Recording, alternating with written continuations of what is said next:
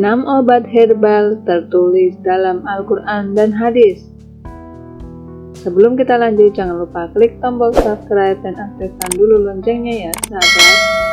Terima kasih. Al-Quran menjadi petunjuk bagi manusia sampai hari akhirat. Semua hal yang berkaitan dengan kehidupan terkandung dalam kitab Allah ini. Hanya butuh kemampuan dan ilmu yang cukup untuk menggalinya. Ketua Umum Wadah Silaturahim Khatib Indonesia, Ustadz Fauzan Amin mengatakan, terdapat beberapa jenis tanaman herbal tertulis di dalam Al-Quran dan beberapa riwayat hadis yang dapat dijadikan obat. Berikut ini 6 jenis tanaman herbal yang keberadaannya tertulis di dalam riwayat hadis dan juga Al-Quran. Yang pertama, madu.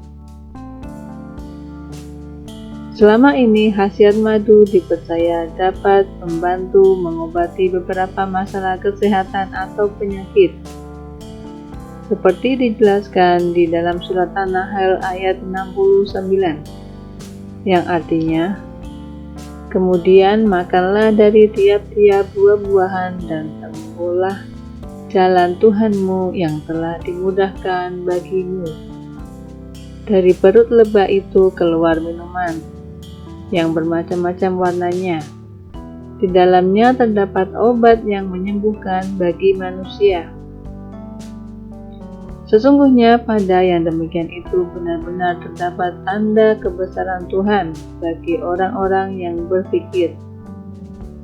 Surat An-Nahl ayat 69. Sementara dalam buku Al-Quran versus Sains Modern menurut Dr. Zakir Naik, karya Ramadhani dan kawan-kawan, disebutkan pada Perang Dunia II, orang-orang Rusia menggunakan madu untuk menyembuhkan luka-luka mereka.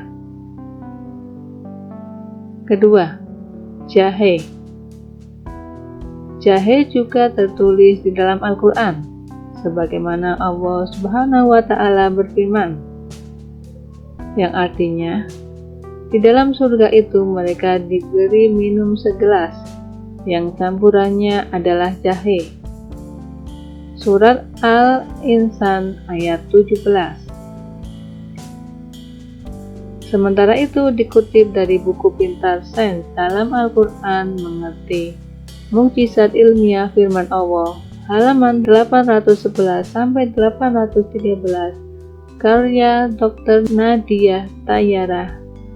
Jahe atau zanjabil dalam bahasa Arab atau ginger dalam bahasa Inggris adalah sejenis tanaman rumput-rumputan aromatik yang berumur panjang.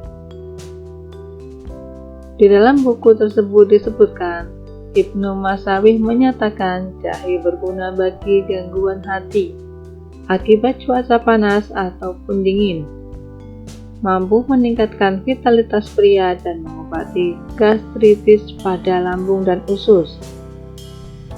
Kemudian Ibnu Sina berpendapat jahe dapat meningkatkan daya tahan tubuh, memberikan rasa lembab pada kepala dan tenggorokan, dan mengobati gangguan akibat polusi udara. Yang ketiga, habatus sauda atau jinten hitam. Habatus sauda atau jinten hitam ternyata herbal. Satu ini memiliki banyak manfaat, seperti menguatkan sistem kekebalan tubuh, menetralisir racun hingga anti-stres. Keistimewaan jinten hitam ini juga tertulis di dalam salah satu riwayat hadis Rasulullah Shallallahu Alaihi Wasallam. Rasulullah Shallallahu Alaihi Wasallam bersabda, sesungguhnya di dalam habatus sauda atau jinten hitam terdapat penyembuh bagi segala macam penyakit, kecuali kematian. Hadis riwayat Bukhari dan Muslim. Yang keempat, lidah buaya. Dikutip dari buku Pintar Sains dalam Al-Quran karya Nadia Tayara, lidah buaya juga tertulis dalam beberapa riwayat hadis, seperti diriwayatkan dari Nabi bin Wahab. Dia berkata, kami bepergian bersama Aban bin Utsman. Ketika kami sampai di Milal, Umar bin Ubaidillah terkena penyakit mata. Ketika kami melanjutkan perjalanan sampai ke Rauha, sakitnya makin parah. Maka masalah ini diadukan kepada Aban bin Utsman. Aban lalu memerintahkan Umar untuk mengolesi kedua matanya dengan lidah buaya, karena Utsman pernah mendengar dari ayahnya bahwa Rasulullah bersabda mengenai lelaki yang terserang penyakit mata saat ihram, olesilah keduanya dengan tanaman lidah buaya. Hadis riwayat Muslim. Selain itu, dalam salah satu penelitian modern membuktikan bahwa lidah buaya memiliki kandungan zat anti radang. Jika perasaan air lidah buaya ditaruh di daerah yang terkena radang, maka akan membantu mereda. Penyumbatannya dapat terkurangi dan sakitnya pun bisa hilang.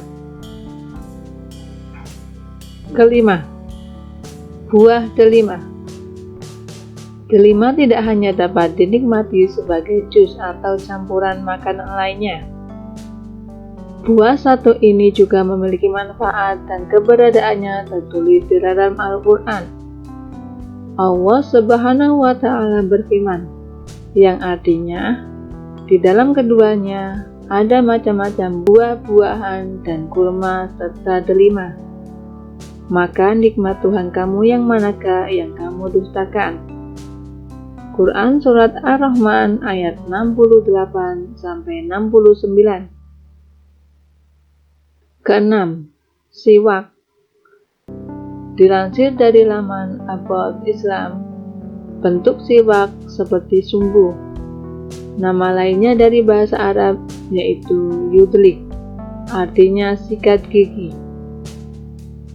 Jenis siwak terbaik adalah yang berasal dari pohon Salvadora persica atau arak, dan Nabi Muhammad SAW menggunakan siwak dari pohon tersebut. Sebagai benda alternatif tradisional dan alami dari sikat gigi modern, ia memiliki sejarah panjang yang terdokumentasi dengan baik dan terkenal akan manfaat pengobatannya. Rasulullah SAW bersabda, yang artinya, bersiwaklah kalian, karena sesungguhnya siwak itu mensucikan mulut dan diridhoi Tuhan. Hadis riwayat Imam Ibnu Majah.